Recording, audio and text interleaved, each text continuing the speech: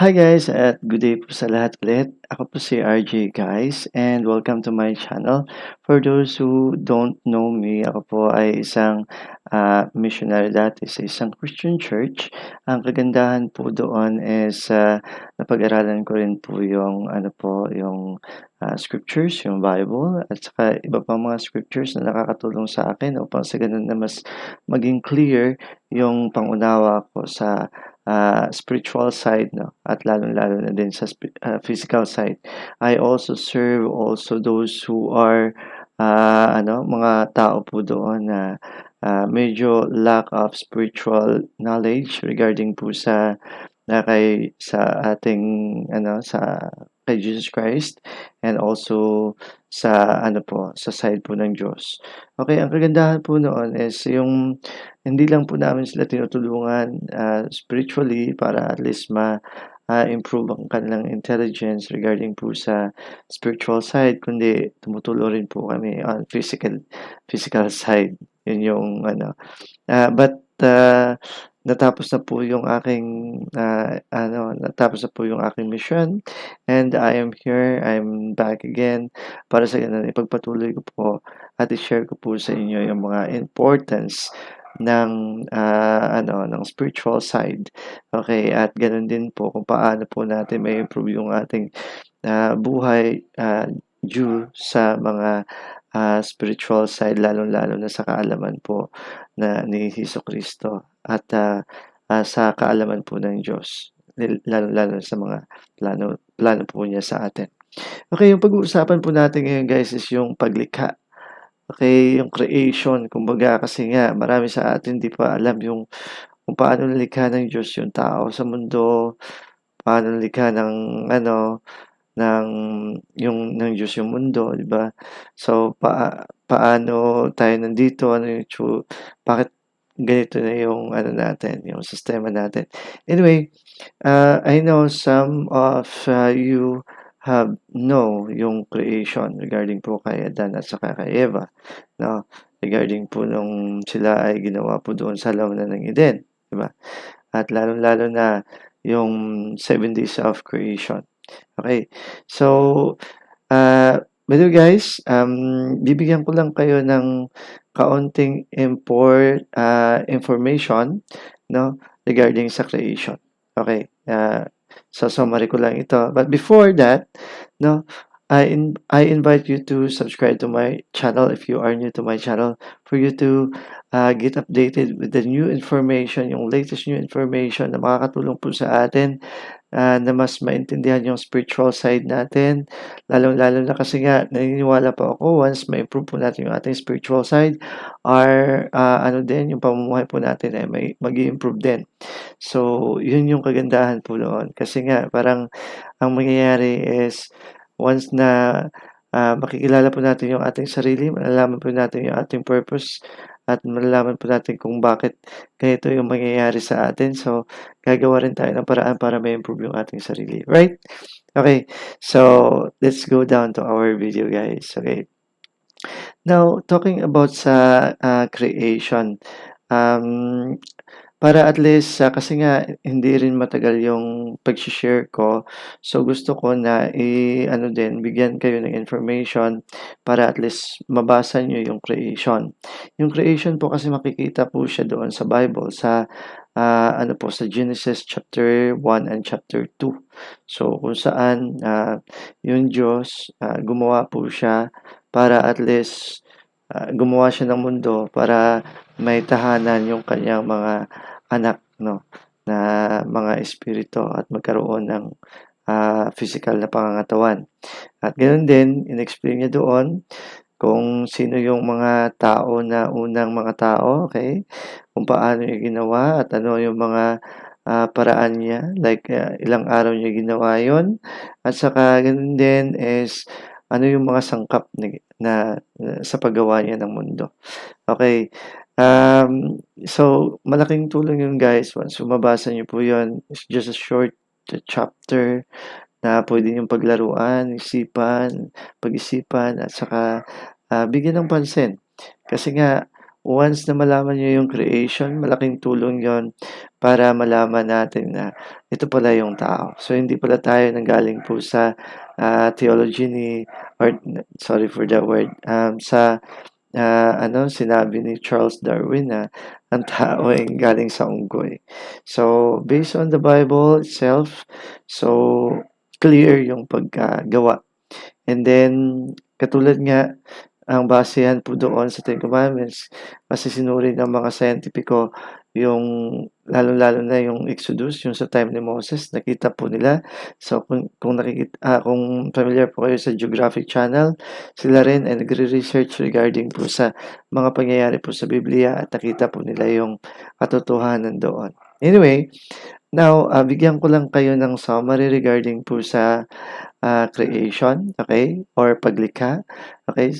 Ang paglikha sa ilalim ng tagubilin ng ating Ama sa Langit, okay, ito po yung Diyos. Sa ilalim po ng Diyos, tagubilin ng Diyos, nilikha ni Jesucristo ang mundo bilang isang lugar para sa atin upang manirahan at magkakuha ng karanasan. Okay, so kapag sinabing tayo, ibig sabihin tayo po yung mga tao. Kasi yung unang mga tao po doon is si Adan at Eva. So, ipapaliwanag ko mamaya. Upang umasenso at maging katulad ng Diyos, bawat isa sa atin ay kailangang kumuha ng isang katawan at masubukan sa panahon ng isang pagsubok sa mundo. Habang nasa mundo ay wala tayong physical na presensya ng Diyos. Hindi natin naaalala ang ating dating buhay kasama ng Diyos. Dapat tayong lumakad sa pamamagitan ng pananampalataya kaysa paningin. Okay.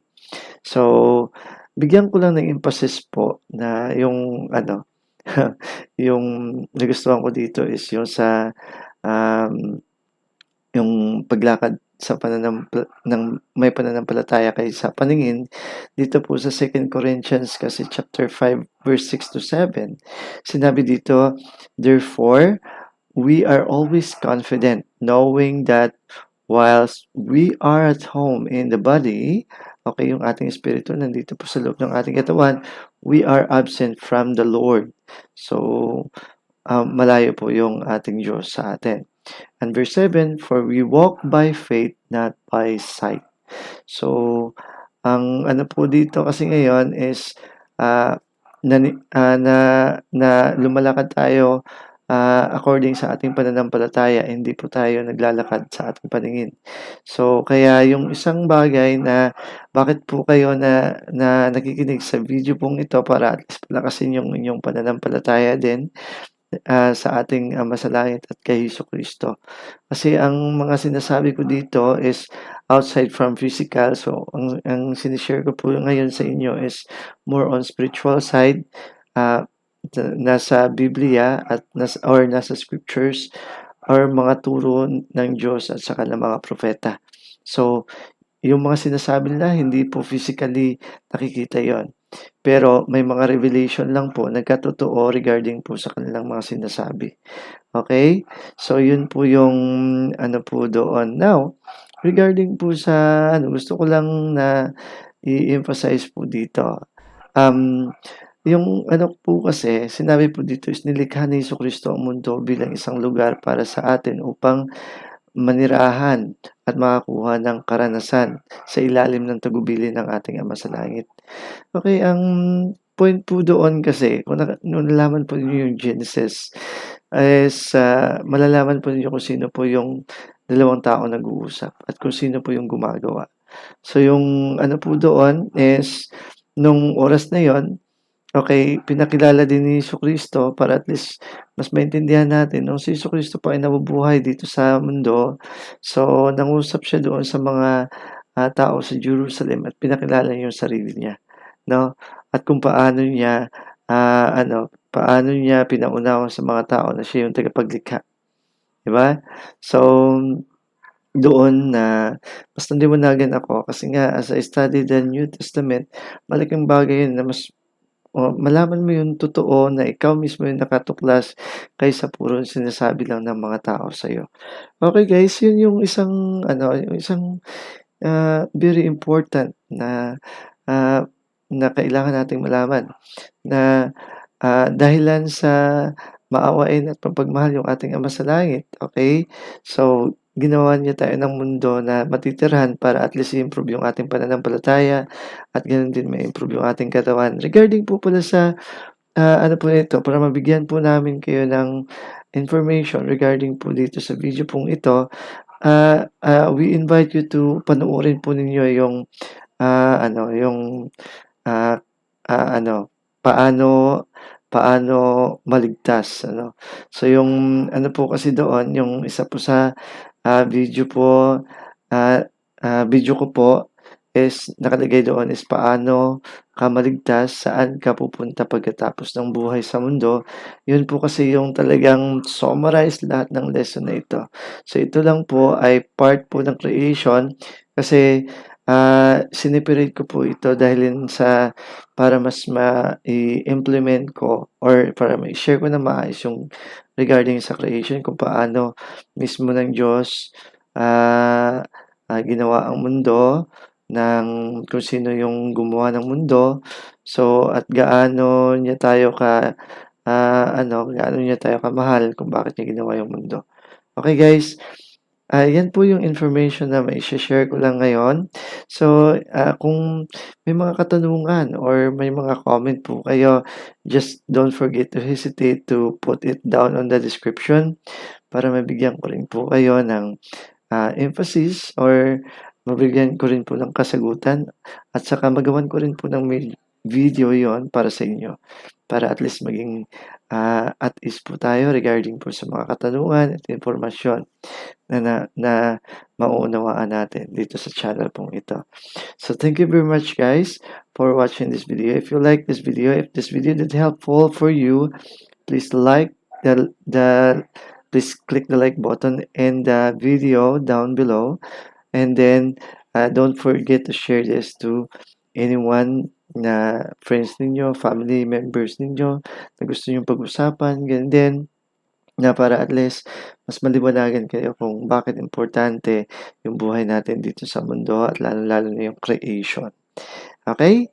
So, sa susunod naman ay, ishi-share ko po yung ano nila, Adan at Eve, yung buhay nila doon sa laman ng Eden. Paano sila nabuhay doon?